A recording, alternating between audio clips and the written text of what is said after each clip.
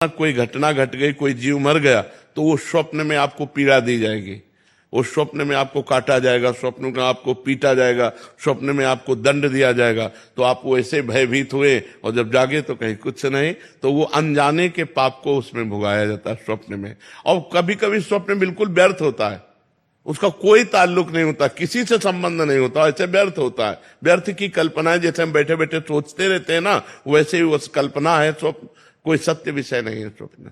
हाँ, स्वप्न में भगवान का आना और भक्तों का आना ये सत्य है।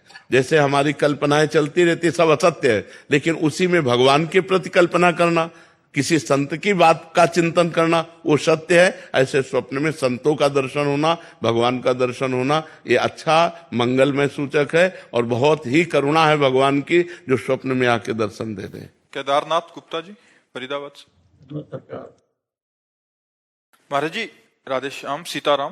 महाराज जी, जब से मेरे परम पूज्य गुरुदेव भगवान श्री बक्सर वाले मामा जी का नित्य लीला में प्रवेश हुआ, तब से मैं अपने आप को अनाथ महसूस करता हूँ। कुछ समझ नहीं आ रहा महाराज जी, मेरी समस्या का निवारण करें। वैसे प्रगट में गुरुजनों का अंतर ध्यान हो जाना दुर्भाग्य ही है हमारा कि हम उनको प्रगट में नहीं देख सकते, पर सौभाग्य है कि उनके द्वारा हमें नाम मंत्र मिला है। गुरु का स्वरूप जो नाम है, जो मंत्र है, वही है। ये जो रूप है ये तो नाशवान है, लेकिन गुरु के द्वारा जो नाम मंत्र मिला है, हम उसी को गुरु का स्वरूप मानकर निरंतर सुमिरन करें तो जहां गुरुदेव हैं वहीं हम पहुंच जाएंगे। बड़ा दुलार मिला है हमको भी। हाँ, वो प्रगट का सुख तो एक सीमा में है, प्रगट का सुख एक समय की सीमा में है। जैसे आज आप बैठे जो आनंद ले रहे हैं, हो सकता है कि कल ना मिले। ये जो शरीर है ये नाशवान है, अब कब कहाँ कैसे क्या लीला बन जाए। तो प्रगट में तो जो आनंद मिलता है संतों से, वो तो जब अंतर ध्यान हो जाते हैं तब वो आनंद तो नहीं रहता, पर आनंद की डोर पकड़ा जाते हो। उनके जो वचन है अगर हम मान लें तो हमें परमानंद की प्राप्ति हो जाए। जो आनंद सिंधु भगवान है वही गुरुदेव हैं, और उन्हीं की प्राप्ति के लिए जो हमें नाम मंत्र मिला है, यदि हम उसका निरंतर चिंतन करें तो हमें गुरुदेव के प्रगट अभाव का जो अनुभव होता है ये हट जाएगा। नाम मंत्र ही गुरुदेव का साक्षात स्वरूप है, और प्रगट शरीर तो नाशवान है, किसी भी संत का हो वो आज नहीं तो कल नष्ट होना ही है, पक्का समझ लीजिए। तो खूब नाम मंत्र जप करो, और जैसे देखा था वही भाव, वही दुलार बार बार उनके सोचो तो आपको सुख मिलेगा कि हमारे गुरुदेव हमको ऐसे प्यार करते थे, ऐसे बुलाते थे, हमारे गुरुदेव ऐसे बैठते थे। ध्यान मूलम गुरु मूर्ति, पूजा मूलम गुरु पदम, मंत्र मूलम गुरु वाक्यम और मोक्ष मूलम गुरु कृपा। अनघा जी, राधे राधे। महाराज जी, महाराज जी, मैं जब भी कुछ करती हूँ, कोई भी काम करती हूँ, तो हमेशा मन में शंका रहती है, मैं सही कर रही हूँ या गलत। मेरे आत्मविश्वास में कमी लगती है महाराज जी, इतना ज्यादा हो जाता है कि अगर मैं नाम जप भी करूँ तो शंका रहती है कि मैं पूरे भाव से कर रही हूँ या नहीं। महाराज जी, इसका समाधान आप बता। तो भाव हो या ना हो, नाम जप में संशय मत करो। भाव कुभाव अनखालसहु, नाम जपत मंगल दिश दसहु। यदि नाम जप करोगी तो ये संशय भी नष्ट हो जाएगा। भगवान के नाम में अपार सामर्थ्य है। आप खूब नाम जप करो, और नाम जब मन ऐसा कहे कि ये श्रद्धा से नहीं हो रहा, ये भाव से नहीं हो रहा, तो फल तो बराबर मिलेगा। हम श्रद्धा से जहर खाएं या श्रद्धा से खाएं, मर तो जाएंगे ही ना। हम प्यार से अग्नि को छुए या जबरदस्ती छुआ दिया जाए, वो जला तो देगी ना। जिसका जो प्रभाव है वो अपना करके ही रहता है, तो नाम का प्रभाव क्यों नहीं करेगा। वो तो सच्चिदानंदमय है। भाव कुभाव अनखालसहु, नाम जपत मंगल दिश दसहु। राघव जी, श्री हरिवंश महाराज जी। महाराज जी, नित्य श्री रामचरित मानस जी एवं श्री विनय पत्रिका जी का लयबद्ध विधि से गायन की क्या महिमा है महाराज जी। आपका तो जीवन ही रहा है महाराज जी पूर्व में। भगवान के आनंद में डूबना। जब हम ऐसे गायन करते हैं तो बहुत समय बाद उसका प्रभाव होगा, लेकिन जब हम राग से गायन करते हैं, संगीत के साथ गायन करते हैं, तो उसका तत्काल लाभ मिलता है कि हम झूमने लगते हैं, हमारा मन उसी में लगने लगता है, आनंदित होने लगता है। और गाते गाते जब हृदय पवित्र हो जाएगा तो सामने रूप दिखाई देता है। जो हम लीला गा रहे हैं वही लीला का चिंतन होने लगता है, फिर वो भगवान के प्रेम में मतवाला हो जाता है। लीला गायन का सीधा फल है मोह का नाश होकर भगवान की प्राप्ति होना। खूब भगवान की लीला का गायन करें। हमें तो ऐसा सौभाग्य मिला है कि सुबह 4 बजे बैठ गए और दिन के 2 बजे उठे। बाल कांड, अयोध्या कांड, 2-2 कांड एक पूरे करके तब फिर लघु शंका के लिए उठे। अब नई अवस्था थी ना, तो खूब भगवान ने आनंद दिया है।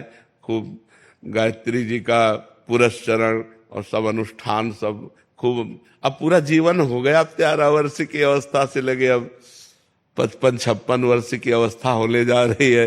अब आज सुविधा हुई है, आज लोगों का सानिध्य मिला है। नहीं, हमने जीवन में कभी 2 आदमी खड़े होकर बात नहीं की। गंगा का किनारा, एकांत सेवन, अपने काम से मतलब। आज तक हमारा कोई दोस्त नहीं है पूरी सृष्टि में। जब दोस्त नहीं तो दुश्मन की क्या बात है।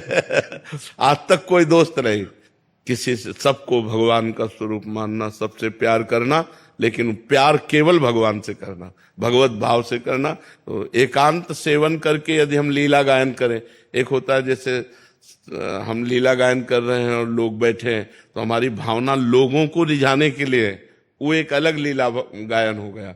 और एक हो गया हम एकांत में बैठकर लीला गायन कर रहे हैं, रोना आ गया, अब लीला गायन सार्थक हो गया। गदगद मम गुण गावत पुलक शरीरा और गदगद कंठ नयन बहानीरा। भगवान का लीला गायन करते हुए रोमांच हुआ, आंसू निकलने लगे।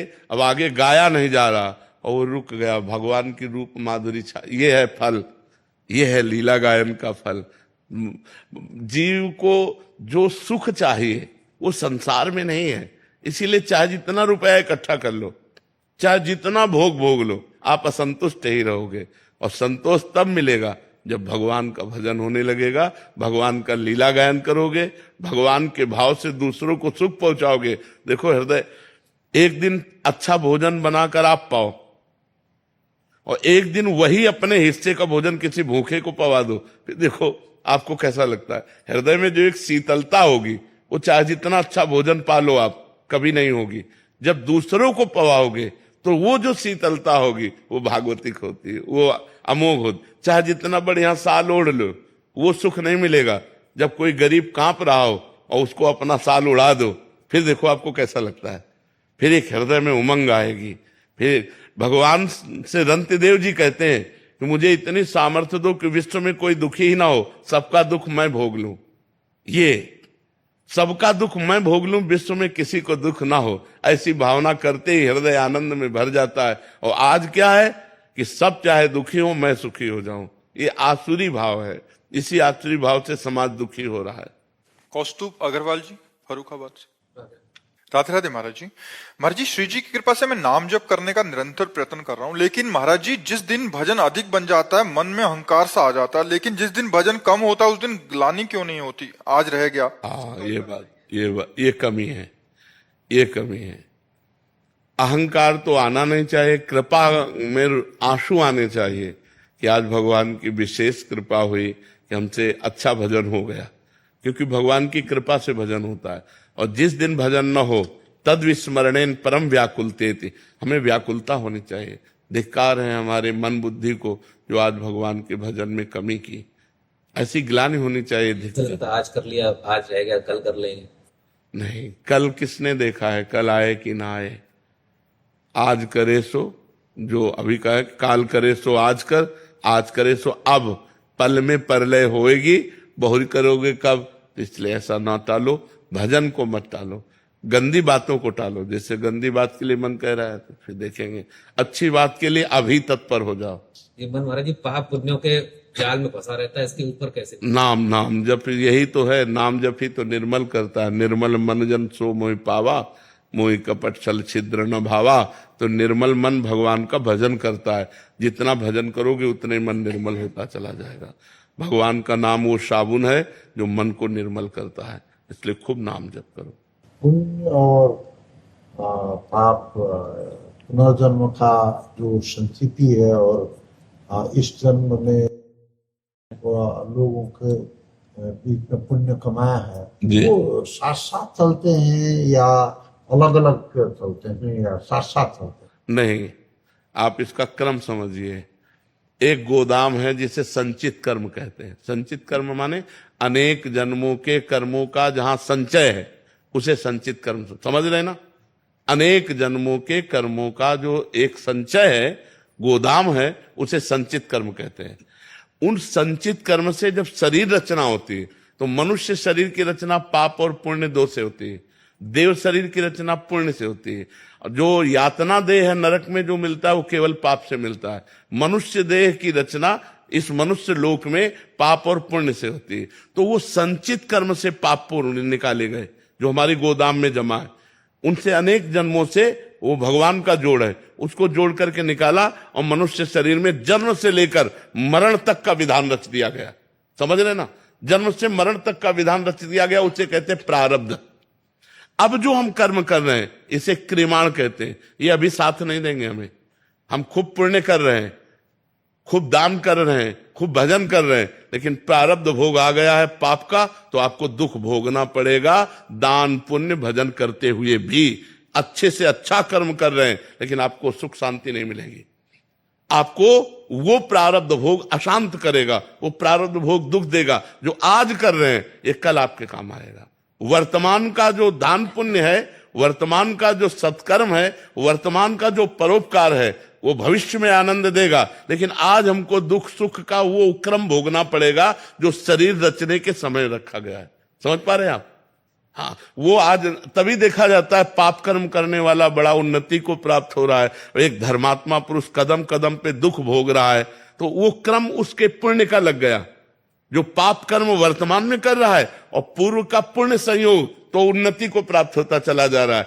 एक पुण्य कर्म कर रहा है लेकिन उसका पाप संयोग बन गया, वो दुख पर दुख भोगता चला जा रहा है। इसी क्रम को न समझने के कारण लोग कहने लगते हैं कि जो धर्म में चलते हैं वो दुख भोगते हैं और जो पाप कर्म करते हैं वो घूस लेते हैं, बेईमानी करते हैं, वो बड़े अच्छे से। ऐसा नहीं है, ऐसा नहीं है।